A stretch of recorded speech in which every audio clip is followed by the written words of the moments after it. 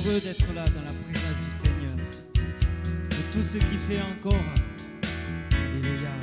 Dieu est bon. Amen. Dieu est bon. Nous voulons l'adorer. On chante. Dieu, tu es bon et ta grâce envers nous durera jamais. Dieu, tu es bon et ta grâce envers nous durera jamais. Nous les peuples de toutes les nations, de génération en génération, nous te louons.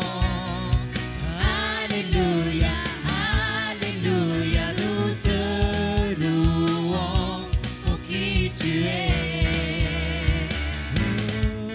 Nous te louons. Alléluia, Alléluia, nous te louons pour qui tu es. Tu es bon. On chante encore une fois. Dieu, tu es bon. Ta grâce durera toujours. Dieu, tu es bon et ta grâce envers nous durera jamais. Dieu, tu es bon et ta grâce envers nous durera jamais. Nous les peuples. Tous les peuples de toutes les nations, de génération en génération, nous te louons. Alléluia, Alléluia, nous te louons pour qui tu es. Nous te louons. Nous te louons. Alléluia, Alléluia, nous te louons pour qui tu es. Tu es bon. On chante ensemble. Tu es bon.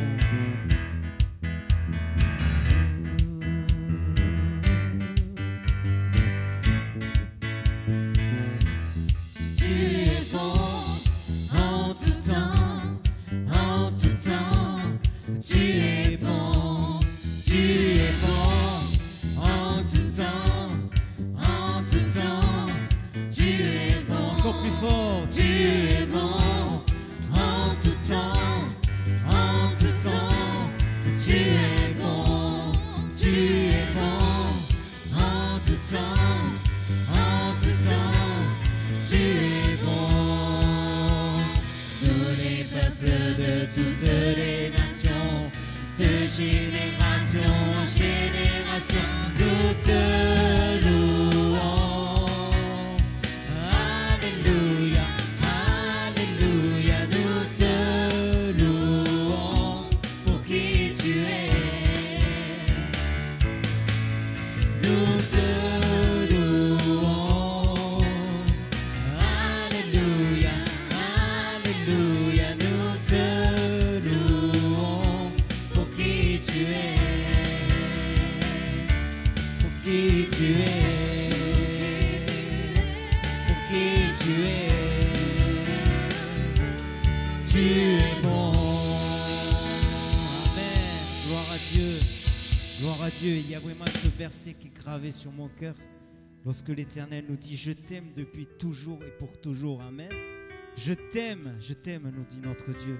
C'est pourquoi je reste profondément attaché à toi, nous dit ce verset. Et ce verset continue à nous dire, en nous disant « Je vais te remettre debout. » Amen. Christ est tout pour moi. Amen. Christ est tout pour moi. Tout ce dont j'ai besoin est en toi, Jésus. Alors ce matin, nous sommes là devant lui pour l'adorer, le louer. Et si nous l'adorons et le louons, Dieu remplira nos cœurs de sa vie. Amen. Comme il a déjà fait. À lui soit la gloire. Amen. Christ est tout pour moi, il est ma récompense. Car il n'y a rien dans ce monde qui puisse me satisfaire. Même dans l'épreuve, mon âme chante, oui pour toujours, il m'a sauvé. Christ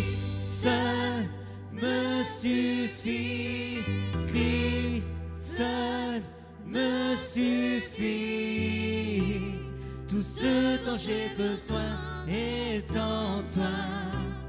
Tout ce dont j'ai besoin. Christ est mon Seigneur, la joie de mon salut. Et cet espoir est sans fin, le ciel est ma demeure. Même dans l'orage, Même dans l'orage, mon âme chante, Jésus est là, à Dieu soit la gloire. Christ seul me suffit, Christ seul me suffit. Tout ce dont j'ai besoin est en toi. Tout ce dont j'ai besoin. Christ seul me suffit. Christ seul me suffit. Tout ce dont j'ai besoin est en toi. Tout ce dont j'ai besoin.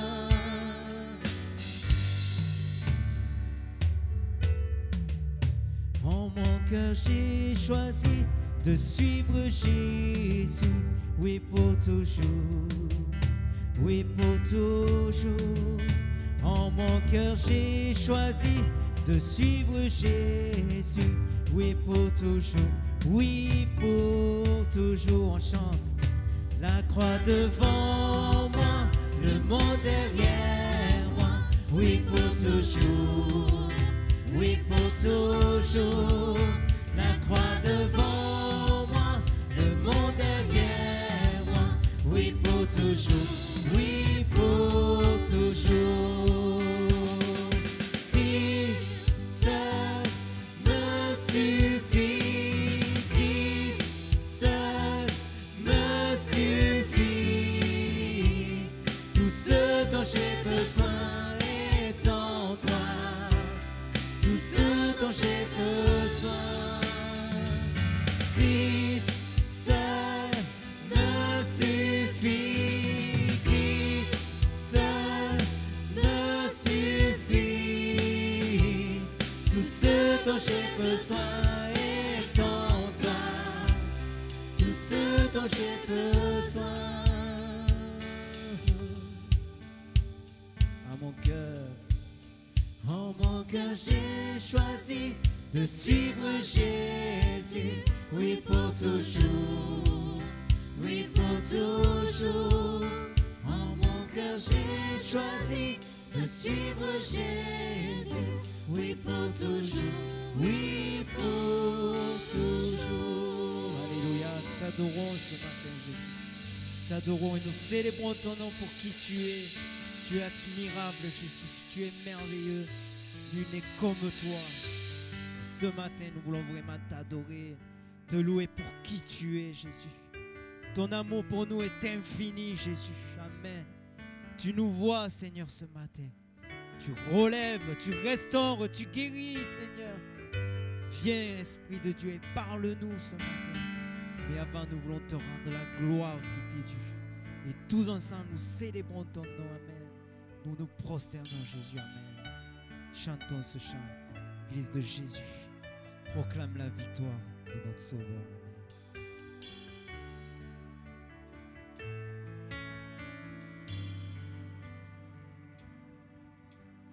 Toi, la lumière qui a vu nos ténèbres, ouvre les yeux, je veux voir. Grâce et beauté que mon cœur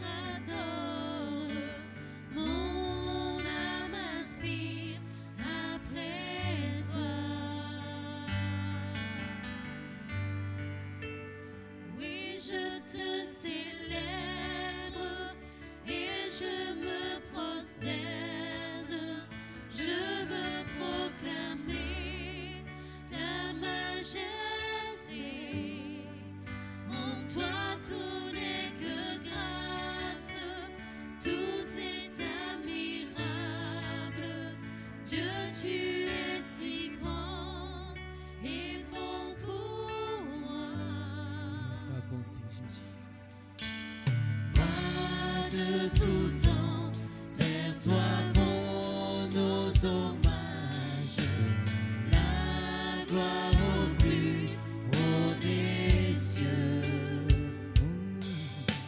Sur cette terre, tu t'es fait misérable, humble et petit par amour. Oui, je te célèbre et je me prosterne. Je veux proclamer ta majesté.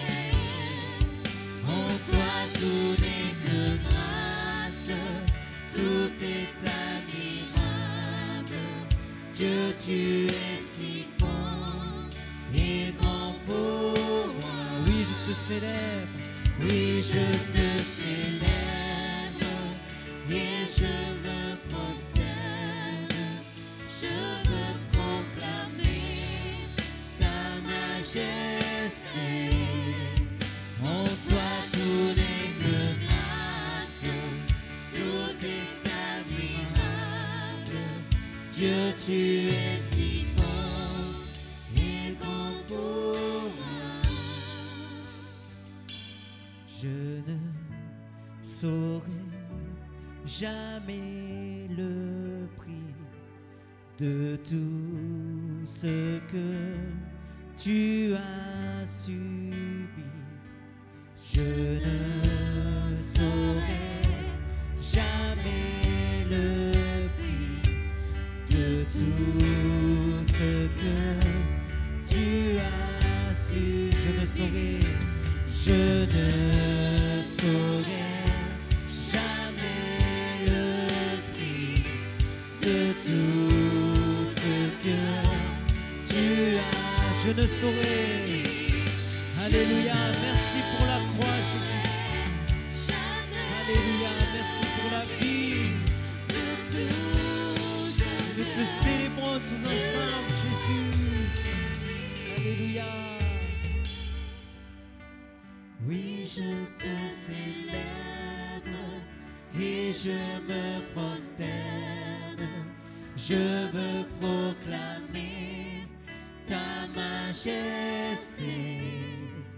En toi tout n'est que grâce, tout est admirable.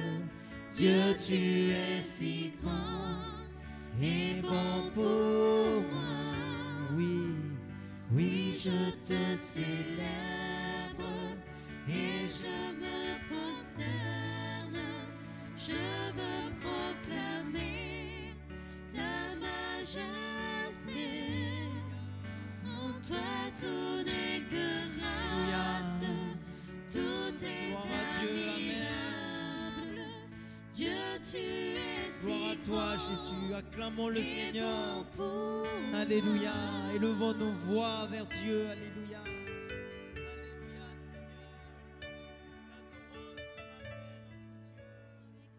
Jésus, tu es merveilleux.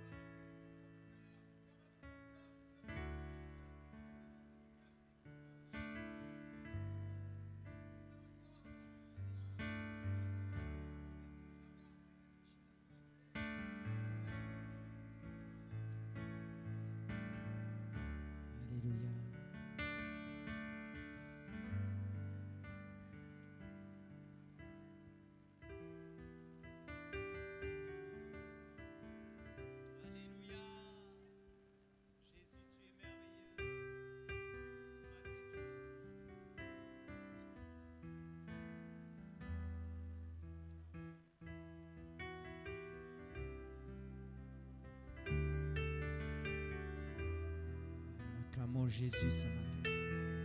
Alléluia. Nous allons prendre ensemble le repas du Seigneur maintenant. Alléluia.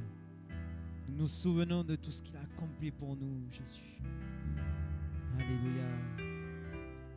Merci Jésus pour la croix. Jésus.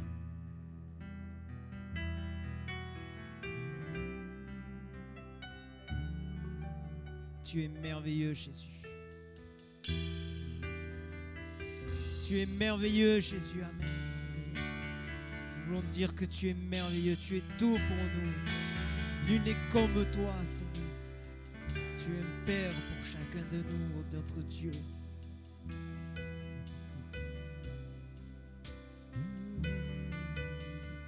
Nul n'est comme toi. Nul n'est comme toi, Dieu puissant et éternel. Tu nous as consolés, tu nous as relevés. Ton amour est si fort pour restaurer, sauver. Tu es merveilleux dans tout ce que tu fais. Tu es merveilleux dans tout ce que tu fais. Nul n'est comme toi, un père et un ami, si tendre et si patient. Tu corriges et conduis, toujours à nos côtés, toujours pour nous aider. Tu es merveilleux dans tout ce que tu fais. Tu es merveilleux dans tout. On se lève ensemble et on va prendre le repas du Seigneur maintenant. Tu es comme toi, Dieu d'amour et de paix, justice et vérité. En toi tout est parfait, lumière et sainteté, splendeur et majesté. Tu es merveilleux dans tout ce que tu fais. Tu es merveilleux dans tout ce que tu fais. Nul n'est comme toi, un père et un ami. Amen.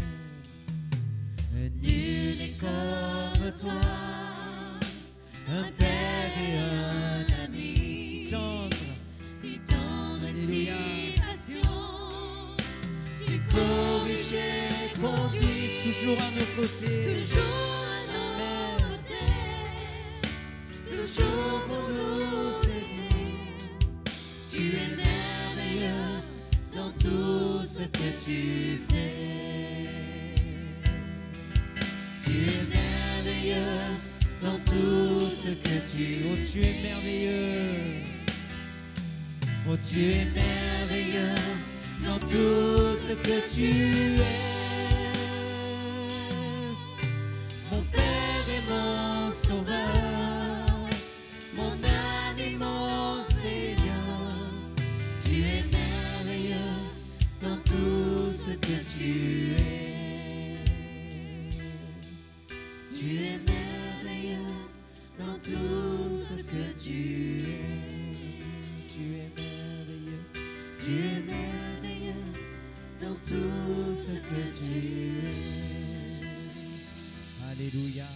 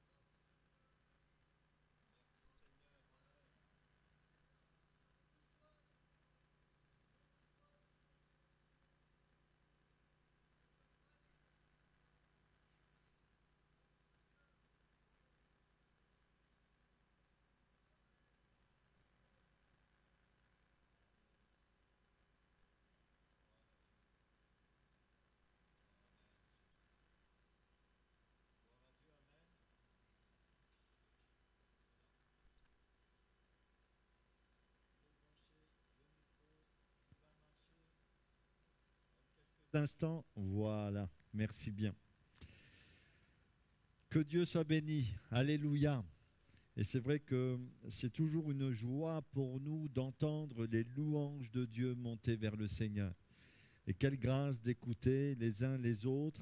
Les prières sont différentes parce que les vies sont différentes, les expériences sont différentes, mais nous avons le même Sauveur. Alléluia. Amen. Alors frères et sœurs, ce matin, nous allons continuer de parler de la marche par l'Esprit. Et notamment, vous savez ce que l'Écriture nous dit, que nous avons été les uns les autres délivrés de la vaine manière de vivre que nous avions hérité de nos pères. Et c'est sûr que les uns et les autres, peut-être nous avons reçu un héritage lourd de cette vie terrestre, de cette vie passée. En tout cas, Dieu désire nous amener à cette marche par l'Esprit qui nous permettra aux uns aux autres d'être pleinement victorieux. Connaissez-vous la définition du mot « affranchir » ? Est-ce que quelqu'un connaît la définition du mot « affranchir » ?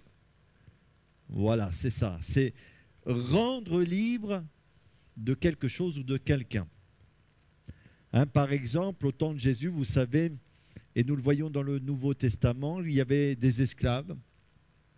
Et un propriétaire pouvait affranchir son esclave, c'est-à-dire lui redonner la liberté.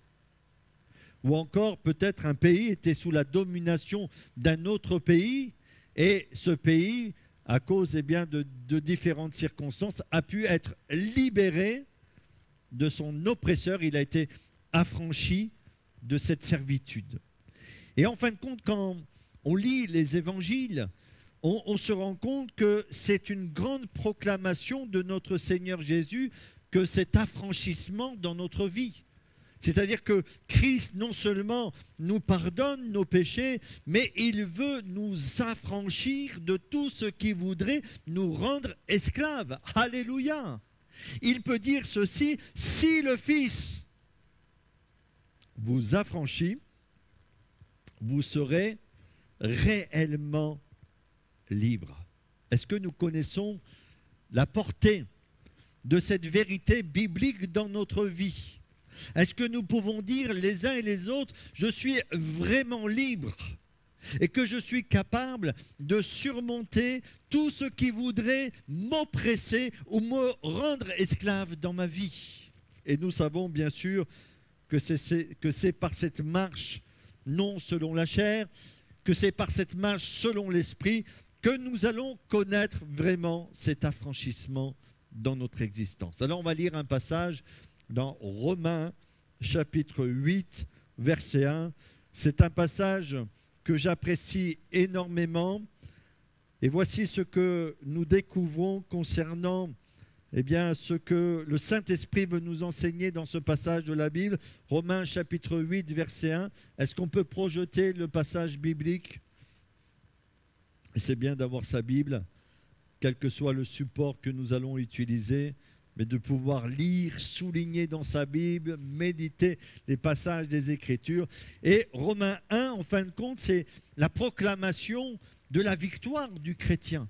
L'apôtre Paul, nous allons le découvrir dans quelques instants dans cet épître, à partir de la fin du chapitre 7 et début du chapitre 8, la découverte qu'il a faite en Jésus-Christ, dans cette marche avec le Seigneur. Et il va, en fin de compte, exulter de joie dans ce passage de la Bible, puisqu'il dit ceci, « Il n'y a donc maintenant aucune condamnation pour ceux qui sont en Jésus-Christ. En effet, la loi de l'esprit de vie en Jésus-Christ m'a affranchi. » Alors notez bien, la loi de l'esprit de Jésus m'a affranchi de quoi? Pas simplement du péché. Et c'est important de le souligner, pas simplement du péché. Parce qu'il y a une différence entre les péchés et le péché. Et l'Écriture ici nous dit que la loi de l'Esprit qui est en Jésus-Christ nous a affranchis de la loi du péché et de la mort.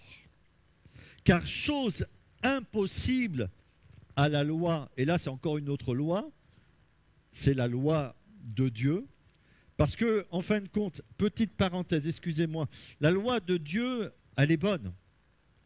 Elle a été donnée aux êtres humains afin qu'ils puissent savoir comment Dieu désirait qu'ils vivent. Et si vous lisez les 10 commandements, eh bien, nous nous rendons compte que ces commandements sont excellents. Donc, au départ, la loi de Dieu, elle est bonne, mais elle est impuissante pour nous accorder eh bien, ce salut, cette puissance pour la vivre. Et c'est pour ça qu'il nous est dit ici, car chose impossible à la loi. En fin de compte, la loi a mis en évidence notre faillite, parce que si nous voulons obéir à la loi de Dieu, nous en sommes incapables par nous-mêmes. C'est pour ça que la loi est venue par Moïse, mais la grâce est venue par notre Seigneur Jésus-Christ. Il nous est dit dans l'Évangile, chapitre 1er, car chose impossible à la loi, c'est-à-dire la loi n'a pas pu nous affranchir de la loi du péché et de la mort. Elle n'avait pas le pouvoir pour le faire. Elle a mis qu'en évidence notre faillite. Vous me suivez? Parce que si vous ne comprenez pas, vous me le dites. Hein. Parce que la chair la rendait sans force. Voilà, et on va le voir dans quelques instants. La loi de Dieu, elle est bonne, mais quand l'Écriture nous montre eh bien, que je dois obéir à cette loi, je me rends compte que je n'y arrive pas. C'est impossible pour moi. La chair qui est en moi la rend sans force. Dieu a condamné le péché dans la chair en envoyant à cause du péché son propre Fils dans une chair semblable à celle du péché. Afin que, notez aussi que Christ est parfait hein, et qu'il n'a jamais péché. Et cela afin que la justice de la loi fût accomplie en nous qui marchons, non selon la chair, parce qu'on ne va jamais connaître l'affranchissement dans notre vie si on marche selon la chair, mais qui marche selon l'Esprit. Amen. Alors pendant quelques instants, nous allons essayer de comprendre et puis aussi avoir des applications pratiques pour notre vie spirituelle de ce que l'apôtre Paul nous enseigne. Alors déjà, on pourrait se poser très rapidement une question, mais dans ce passage des Écritures que nous venons de lire, dans ce chapitre 8 de l'Épître aux Romains, mais de quelle condamnation s'agit-il? C'est important de se poser cette question, hein, puisqu'il est dit, il y a donc maintenant aucune condamnation pour ceux qui sont en Jésus-Christ. Mais on doit se poser cette question, mais l'apôtre Paul ici parle de quelle condamnation? Pour vous qui connaissez les Écritures, déjà au chapitre 5, nous découvrons que Paul a parlé d'une condamnation. Et nous découvrons qu'en fin de compte, il y avait une condamnation dans notre vie à cause de nos péchés. Et au chapitre 5, il dit ceci notamment, au verset 9, « À plus forte raison donc maintenant, nous qui sommes justifiés par son sang, serons-nous sauvés par lui de la colère. » Donc au chapitre 5, Paul expose l'œuvre de Jésus, le salut de notre Seigneur Jésus. Et vous savez que pour être justifié aux yeux de Dieu, il y a un chemin par excellence que nul ne peut éviter, celui de la repentance et de l'acceptation de ce que Christ a fait pour lui. Et la Bible nous dit qu'à Golgotha, en fin de compte, le sang de Christ a la puissance de laver nos cœurs de tous ses péchés et de toutes ses iniquités. Elle a la puissance de nous justifier aux yeux de Dieu. Donc les péchés, en fin de compte, et le sang qui a coulé sur la croix du Calvaire était là pour satisfaire déjà une première exigence, celle de Dieu. Parce que Dieu aime le pécheur, mais il a de la haine pour le péché. La Bible nous dit que ses yeux sont trop purs pour voir le mal.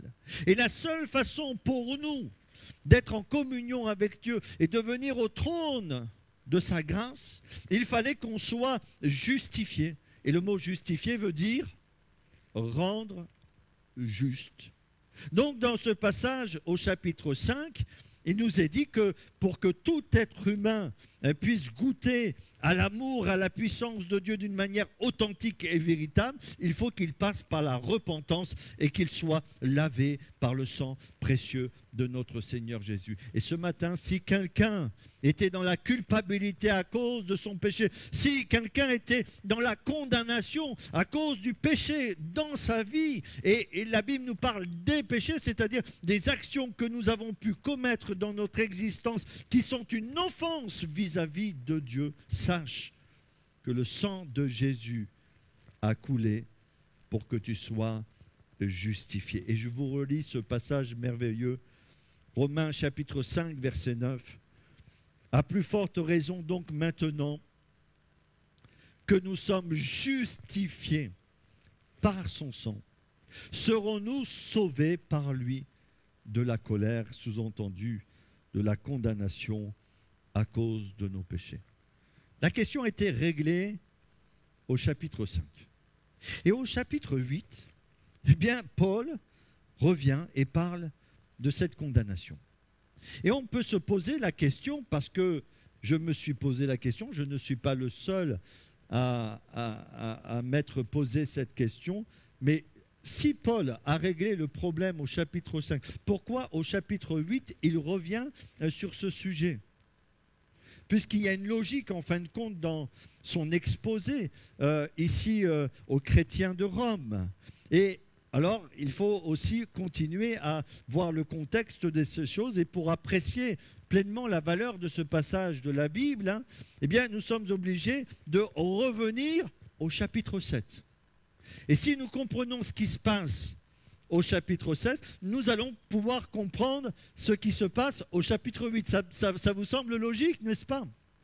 Et vous savez ce qui se passe au chapitre 7? Eh bien, on va le lire. Alors, Romains chapitre 7, verset 21. Donc, retenez, chapitre 5, Paul parle du salut et notamment du sang précieux qui nous justifie aux yeux de Dieu, qui expie nos péchés. Donc ça ôte la condamnation du péché dans notre vie. Chapitre 8, il nous parle qu'il n'y a plus de condamnation pour ceux qui sont en Jésus-Christ et qui marchent non selon la chair, mais selon la loi de l'esprit de vie qui est en Jésus-Christ. Et qu'est-ce qui se passe au chapitre 7? Et on va lire au chapitre 7, je vous invite à lire chez vous, bien sûr, au verset, nous on va lire au verset 21, mais je vous invite à lire ce passage chez vous dans sa totalité. Voici ce que Paul dit. Et vraiment, il expose ce qu'il y a de plus profond dans son cœur. Et vous allez découvrir en fin de compte que l'expérience de Paul, c'est notre expérience. Et au verset 21, chapitre 7, verset 21, il dit ceci. « Je trouve donc en moi cette loi. Quand je veux faire le bien, le mal est attaché à moi. Car je prends plaisir à la loi de Dieu selon l'homme intérieur. Mais, verset 23, mais je vois dans mes membres une autre loi. » Donc il est parlé de loi. Hein. Comme au chapitre 8, nous avons vu qu'il y a la loi du péché et de la mort, la loi de l'esprit de vie qui est en Jésus-Christ. Donc il dit, qui lutte contre la loi de mon entendement et qui me rend captif de la loi du péché qui est dans ses membres. Verset 24, misérable que je suis, qui me délivrera du corps de cette mort? Et verset 25, il va commencer à parler de cette pleine vérité et pleine victoire qu'il y a dans notre Seigneur Jésus-Christ. Grâce soit rendue à Dieu par Jésus-Christ notre Seigneur. Ainsi donc, moi-même, je suis par mon entendement esclave de la loi de Dieu et je suis par la chair esclave de la loi du péché. Amen. Alors, béni soit Dieu parce que lorsqu'on vient, alors je ne sais pas pour vous, mais quand j'ai expérimenté pour moi en tout cas, et quand j'ai pu encore expérimenter dans ma vie, la grâce Hein, la Bible nous dit que, par exemple, si nous confessons nos péchés, il est fidèle et juste pour nous les pardonner. Quand dans ma vie j'ai commis, parce que nous pouvons commettre une erreur, et que je me suis rendu compte de ma faute et que je suis venu devant Jésus pour lui demander sincèrement pardon, eh bien je me suis rendu compte de la puissance de l'évangile dans mon existence. Et béni soit Dieu pour l'expérience que nous avons fait les uns et les autres d'être délivrés de la condamnation de nos péchés. Cependant, comme l'apôtre Paul le dit, je vais vite me rendre compte, en fin de compte, que malgré le salut que j'ai reçu en Jésus-Christ, je peux connaître encore la défaite. Pourquoi? Parce qu'au chapitre 7, il révèle qu'il y a une loi en lui. Avec son intelligence, avec son entendement, il désire plaire à Dieu. Il sait que la loi de Dieu est bonne. Il sait que tout ce que Dieu a préparé pour lui, eh bien, est excellent. Donc avec son intelligence, il sait que c'est la vérité. Il sait que c'est bon pour lui. Mais il se rend compte qu'il y a une loi qui agit en lui. La loi du péché. Une loi qui lutte, en fin de compte, contre les commandements de Dieu. Une loi qui le rend captif du péché et qui est dans ses membres. Et il va s'écrier ainsi, « Misérable que je suis, qui me délivrera du corps de ce mort ?» Vous me suivez? Vous avez jamais fait cette expérience? On parlait la semaine dernière du vieil homme, de la vieille femme. Même s'il est crucifié, parfois il est bien vivant. Et il nous empoisonne bien la vie. Et Paul, parce que, moi je vais vous dire comment ça se passe, en tout cas comment je perçois les choses. Quand on découvre l'évangile, en fin de compte on découvre ce bonheur, qu'est-ce qu'on a envie? Dites-moi, on a envie de plaire à Dieu de toutes nos forces. On a envie véritablement d'être agréable à ce Sauveur qui nous a sauvés. Mais très vite, on va se rendre compte que même si nous désirons plaire à Dieu, il y a en nous une loi, la loi du péché.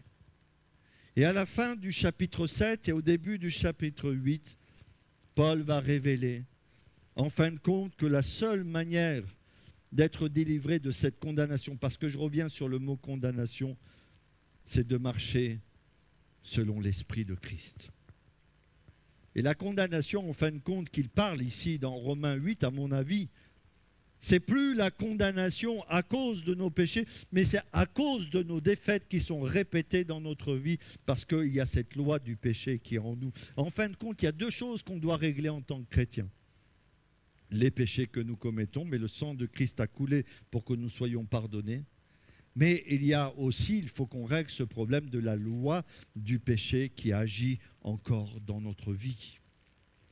Et seule la loi de l'esprit de vie qui est en Jésus-Christ peut m'affranchir, c'est-à-dire me libérer de la loi du péché et de la mort. Comment pouvons-nous définir une loi ? Comment pouvons-nous définir une loi? Bien, moi je l'ai définie comme ça, c'est quelque chose qui arrive de manière répétée et infaillible dans des conditions semblables. Alors j'avais pensé prendre un livre, mais je ne l'ai pas emmené. Vous connaissez la loi de la pesanteur, hein, je ne vais pas lâcher ma tablette, mais si je lâche ma tablette, qu'est-ce qui se passe? Dites-moi, elle tombe. Vous êtes d'accord avec moi jusque-là? Que je sois à New York, que je sois à Paris, que je sois à Alignan-du-Vent, que je sois à Pézenas ou ailleurs, si je lâche ma tablette, qu'est-ce qui arrive? Eh bien, elle tombe. Maintenant, qu'est-ce que c'est la loi du péché et de la mort? Ainsi, une personne me fait une réflexion. Hein, j'ai noté ça parce que, voilà, c'est un exemple. Et si je me mets en colère, c'est le péché qui agit et je peux pécher. Mais si à chaque fois que quelqu'un me fait une réflexion et que j'ai la même réaction, je me rends compte, ce n'est pas simplement un accident qui arrive dans ma vie, mais c'est la loi du péché qui est dans ma vie. Pourquoi? Parce que les choses se répètent toujours de la même manière et je réagis toujours de la même manière aux mêmes événements.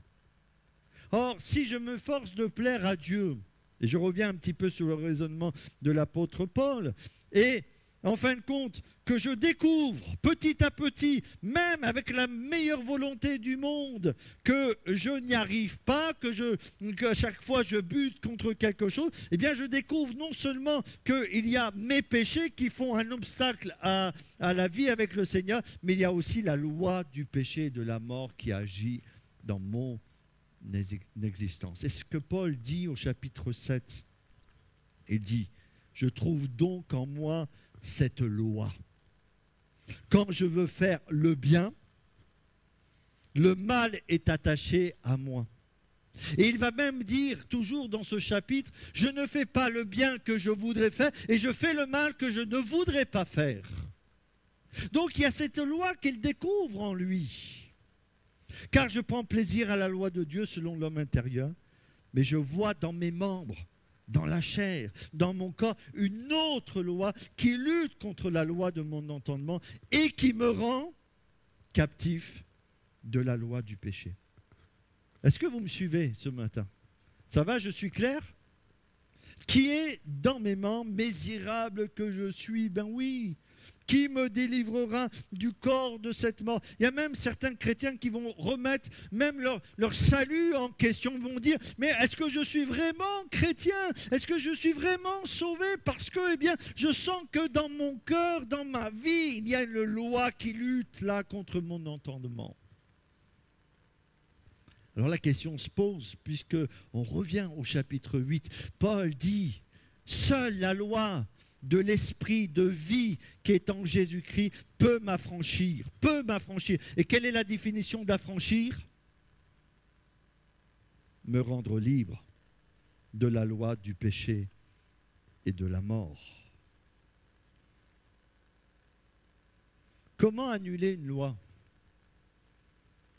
Spirituellement parlant. Eh bien, si je tiens cet iPad, tant que je ne le lâche pas, il ne tombe pas par terre, vous êtes d'accord avec moi? Parce qu'il y a une autre loi qui va contrecarrer la loi de la pesanteur et qui va permettre que cet iPad ou ce livre, ou peu importe l'exemple, ne tombe pas par terre. Est-ce que la loi de la pesanteur est annulée? Dites-moi. Non. Elle est toujours d'actualité. Il suffit que je meure et que l'iPad va tomber, puisqu'il n'y aura plus cette force qui permettra à cet iPad de tenir. La loi existe toujours. Cela ne change rien. Et je ne peux rien contre la loi de la pesanteur, mais il y a une autre loi qui est supérieure, qui permet eh bien, à mon iPad de tenir. Et en fin de compte, Dieu agit de la même manière. Il nous délivre d'une loi en introduisant une autre loi. Parce que la loi du péché, elle subsiste, du péché et de la mort, elle subsiste, mais la seule façon de la contrecarrer et de la rendre nulle, c'est qu'il y a une loi supérieure qui vienne annuler la loi du péché, même si elle existe. Vous me comprenez? Eh bien, c'est la loi de l'esprit de vie qui est dans notre Seigneur Jésus. Et c'est pour ça qu'il est dit ici que nous pourrons connaître cet affranchissement d'une seule façon, en marchant. Et la marche, ce n'est pas simplement un acte, c'est vraiment, cela nous parle d'une continuité dans notre vie spirituelle, en marchant, non pas selon la chair, mais la loi de l'esprit et de vie. Et Paul devant ces luttes, devant ces combats, devant peut-être, même si ce ne sont pas les mêmes échecs que nous, mais devant ces échecs à plaire à Dieu, il va pousser un cri de désarroi. Misérable que je suis, qui me délivrera du corps de ce mort? Et au chapitre 8, il y a l'illumination qui se passe dans son existence. Maintenant, il n'y a plus de condamnation pour ceux qui sont en Jésus-Christ. Et nous l'avons lu, je reviens sur ce passage. En effet, la loi de l'esprit de vie en Jésus-Christ m'a affranchi de la loi du péché et de la mort. Je reviens encore dans cette vie parce qu'il faut aussi avoir des conclusions pratiques à tout ça. Parfois, des chrétiens demandent: Seigneur, délivre-moi de ceci, délivre-moi de cela, délivre-moi encore de ceci. La réponse du Seigneur, c'est: tu veux être délivré de ceci, marche selon la loi de l'esprit de vie qui est en Jésus-Christ.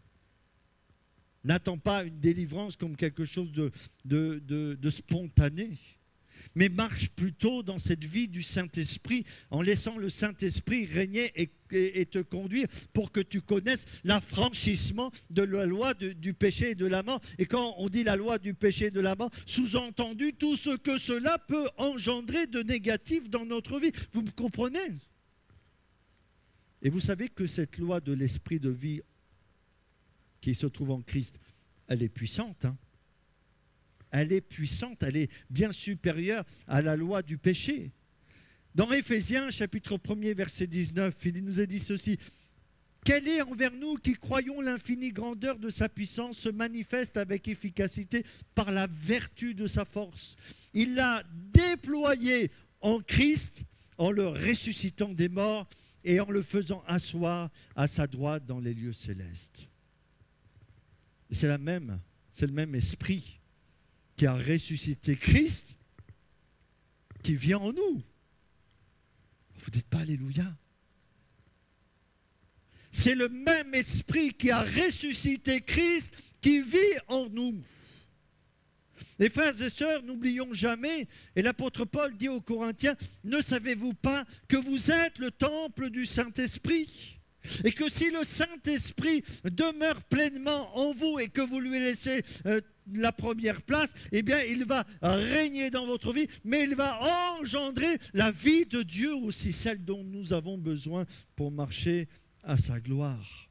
Jésus était dans le tombeau, il était mort, il y avait la loi de la mort qui régnait dans sa vie, et puis il y a la loi de l'Esprit qui est venue, qui l'a sorti du tombeau, qui l'a ressuscité et qui l'a glorifié. C'est le même esprit maintenant qui vit en toi. Et si tu marches selon cet esprit-là, il y a la puissance de la délivrance, amen, de la résurrection, de marcher d'une manière triomphante chaque jour dans ta vie, parce que tu ne vas pas marcher selon toi, selon ta volonté, selon ta chair, mais tu vas marcher selon l'Esprit de Dieu qui a ressuscité Christ. En tout cas, moi, ça me fait plaisir de savoir cela. Alors, encore 2 points, excusez-moi. Je vais essayer d'être synthétique. Le rôle de notre bonne volonté dans la vie du chrétien. Ça, c'est important parce que Paul dit: je prends plaisir par mon entendement. Mais on voit qu'il y a une lutte, il y a un combat, il va dire: misérable que je suis. Donc il faut revenir sur cette notion de la bonne volonté dans la vie du chrétien. Déjà, on peut dire que la bonne volonté, elle est indispensable. Nous en avons besoin. Et il y a 2 principes qui sont sous-entendus dans la bonne volonté. Il faut désirer fortement déjà. Et il y a une différence, excusez-moi, entre avoir envie et aspirer fortement à quelque chose. Pour moi, il y a une différence entre avoir envie de plaire à Dieu. Oh, j'ai envie de plaire à Dieu, mais je désire fortement plaire à Dieu. C'est comme parfois certaines personnes qui disent: oh, j'ai envie de perdre des kilos, ils passent devant le McDo, ils vont au McDo. Oui, ils ont envie, mais ils n'ont pas fortement. Leur envie du McDo est plus forte que leur envie de perdre des kilos. Et avoir envie de plaire à Dieu, ce n'est pas suffisant, frères et sœurs. D'avoir envie que l'Église grandisse, ce n'est pas suffisant, frères et sœurs. Avoir envie de marcher dans la sanctification, ce n'est pas suffisant, frères et sœurs. Il faut désirer fortement à cette vie chrétienne. Et quand Paul parle des dons spirituels, il ne dit pas « ayez envie de pratiquer les dons spirituels » dans 1 Corinthiens chapitre 12 et chapitre 14. Il dit « aspirez fortement ». Aspirer aux dons les meilleurs. Et il y a juste avant 1 Corinthiens 13, le chapitre de l'amour. Donc, déjà, avoir envie. Juste pour vous dire, le dernier jour, le grand jour de la fête, dans Jean chapitre, je n'ai pas noté, mais de la fête, Jésus se tenant debout s'écria, « Si quelqu'un a soif, qu'il vienne à moi et qu'il boive. » Et moi, ma réflexion, c'est me dire, vous connaissez ce terme, la soif, le désir. Vous savez, vous avez déjà vécu un moment où vous avez eu vraiment soif, quand il fait bien chaud. Hein, là, il y a de la neige qui tombe. Ne vous inquiétez pas, à midi, nous ne ferons pas des bonhommes de neige. Hein. Mais vous avez déjà vécu quand il fait très chaud, c'est « j'ai soif ». Et je me suis posé la question, puisque Jésus dit « si quelqu'un a soif, qu'il vienne à moi et qu'il boive ». Des fois, on vient à Jésus, mais il nous manque quoi? Il nous manque la soif. Et je me pose la question, est-ce que Jésus peut honorer notre démarche s'il n'y a pas véritablement cette aspiration, cette soif?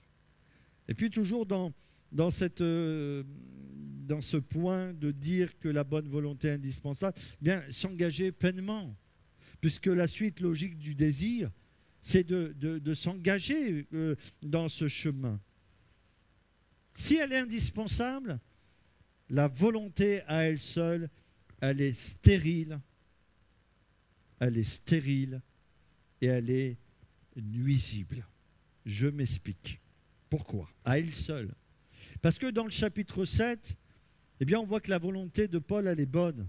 Mais toutes ses actions, toutes ses résolutions, ses intentions de plaire à Dieu le plongent dans le désarroi. Pourquoi? Parce que la volonté ne peut pas lutter contre la loi du péché et de la mort. Même avec toute la volonté du monde, la loi du péché et de la mort domine votre volonté. Donc, elle est stérile. Il n'y a pas la vie. Elle ne peut pas apporter la vie. Elle peut nous aider à connaître la vie, mais elle ne peut pas apporter la vie. Et puis elle est nuisible, pourquoi? Parce que si on compte que sur notre volonté, je vais vous expliquer pourquoi j'ai marqué qu'elle est nuisible. Parce qu'on va être enfermé dans la défaite. Je vais mettre ma bonne volonté pour plaire à Dieu, je vais connaître l'échec. Et vous savez comment on raisonne? Eh bien, qu'est-ce que je dois faire?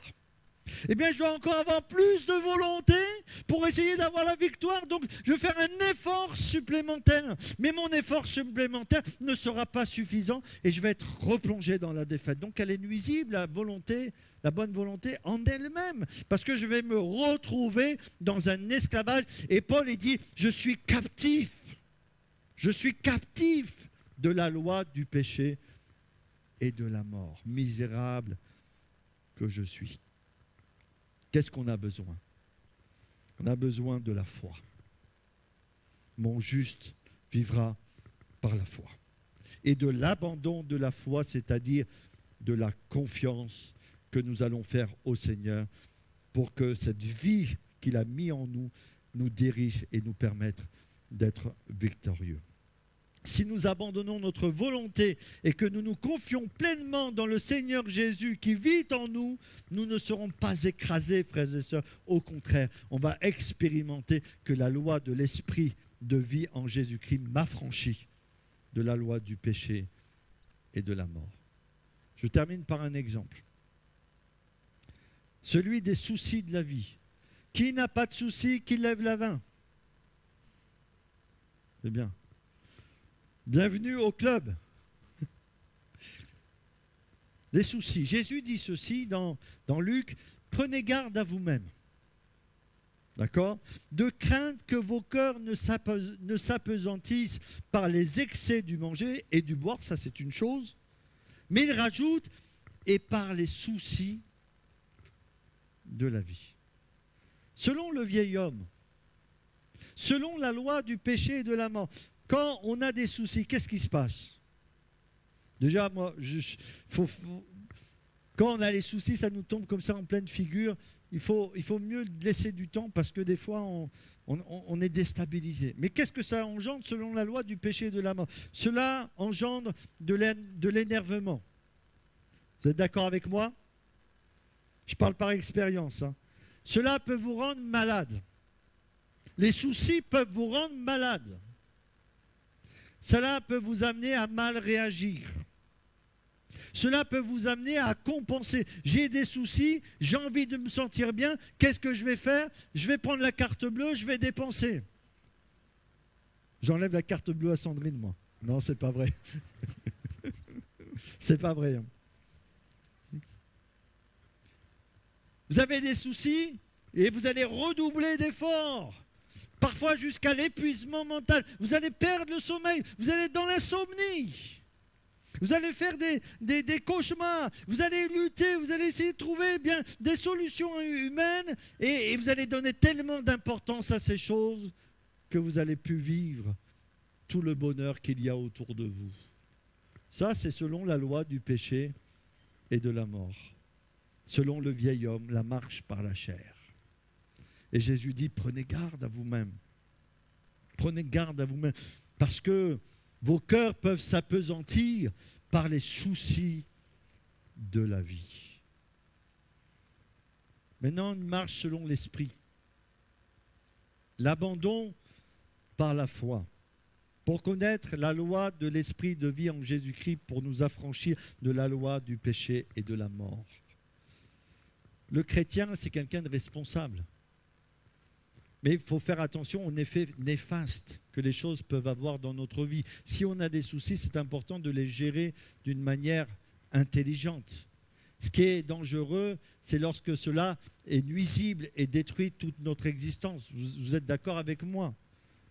Philippiens chapitre 4, verset 6. Combien de fois vous avez lu ce passage? La Bible nous dit, ne vous inquiétez de rien. Mais en toute chose, faites connaître vos besoins à Dieu par des prières. Je ne suis pas sûr que tout le monde, quand il a des soucis, va se mettre dans sa chambre pour crier à Dieu. J'en suis pas sûr. Et même la chair va nous dire, fais tout autre chose, essaye de régler le problème, fais ceci, fais cela, que de venir prier et demander au Seigneur d'intervenir. Par des prières, des supplications, avec des actions de grâce. Ah Seigneur, c'est vrai qu'il y a des soucis, mais tu m'as promis d'être avec moi jusqu'à la fin du monde. Alléluia! Et verset 7, l'action de la loi de l'esprit de vie qui est en Jésus-Christ. Verset 7, la paix de Dieu qui surpasse toute intelligence, parce que la chair, elle raisonne, hein. Ah, mais il y a ceci, il y a cela, et puis comment on va faire, et puis comment il y a des nœuds au cerveau après. Et la paix de Dieu qui surpasse toute intelligence gardera vos cœurs et vos pensées en Jésus-Christ. Juste au travers de cet exemple, on sait quand on marche selon la chair. On sait quand on marche selon l'esprit. La seule façon d'être délivré de la loi du péché et de la mort qui est là, qui existe, c'est cette loi supérieure, la loi de vie qui est en Jésus-Christ. Alors, frères et sœurs, je termine. Est-ce qu'avec l'apôtre Paul, on peut dire « Alléluia, Alléluia, Seigneur !» Hein? Il n'y a donc maintenant aucune condamnation pour ceux qui sont en Jésus-Christ. En effet, la loi de l'esprit de vie qui est en Jésus-Christ. Jésus, tu vis en moi. Je n'ai pas accepté une religion. Tu vis en moi. Tu es à côté de moi. Tu vis par le Saint-Esprit dans mon être. M'a affranchi de la loi du péché et de la mort. Que son nom soit pleinement glorieux. Alors oui, je comprends que l'apôtre Paul exulte de joie, parce que quand il passe de l'expérience au chapitre 7 à l'expérience au chapitre 8, c'est un changement radical dans sa vie. Que son nom soit béni. Amen. Que son nom soit glorifié. On va prier. On va demander à notre frère Philippe s'il peut prier pour nous. Et on va chanter un dernier cantique. Que Dieu vous bénisse abondamment. Amen. Amen.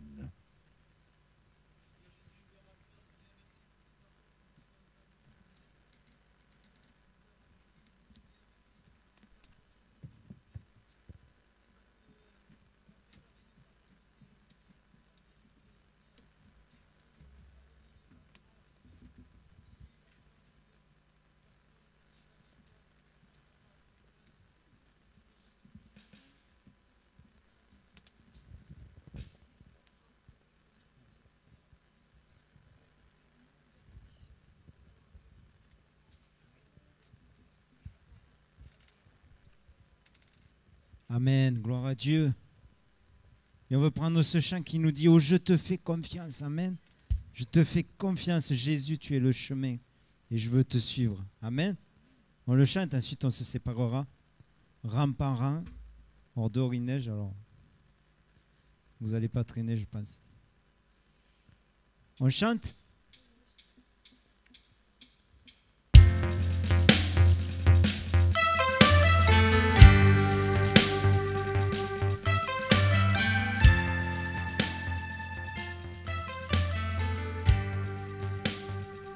Dès le lever du jour, tu éclaires mon chemin, mon âme s'éveille et t'apporte sa louange. Oh, je te fais confiance, je te loue même au travers de la nuit. Mon espoir est en toi, tu es celui qui me donne la vie, tu es le chemin. Jésus, tu es le seul chemin. Peu importe ce qu'on dit de moi, moi je crois en toi. Alors je te loue, et chaque jour je chanterai. Peu importe ce qu'on dit de moi, moi je crois en toi.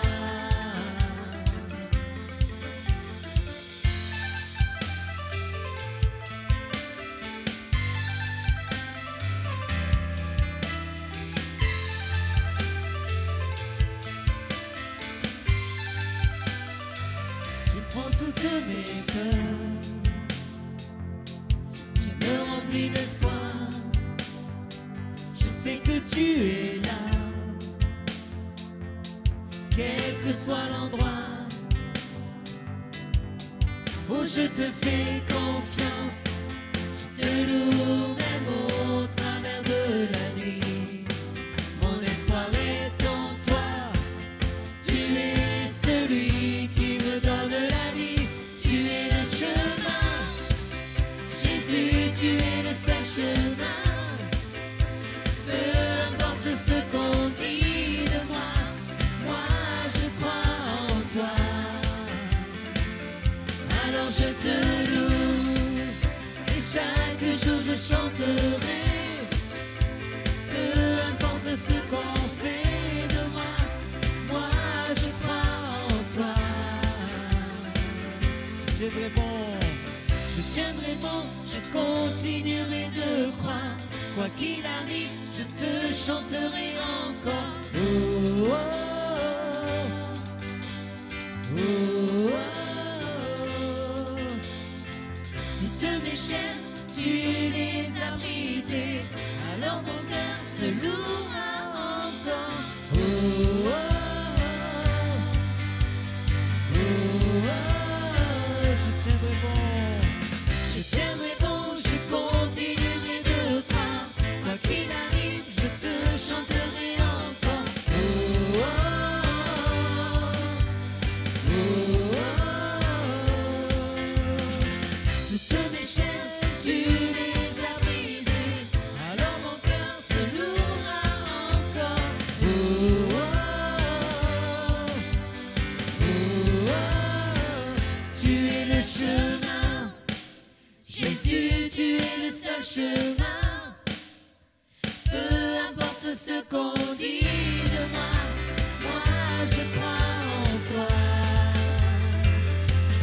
je te loue, et chaque jour je chanterai. Peu importe ce qu'on fait de moi, moi je crois en toi. Amen.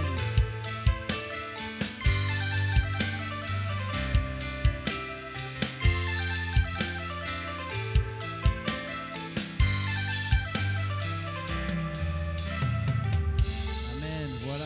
Gloire à Dieu. On va se séparer par rang. On va se lever.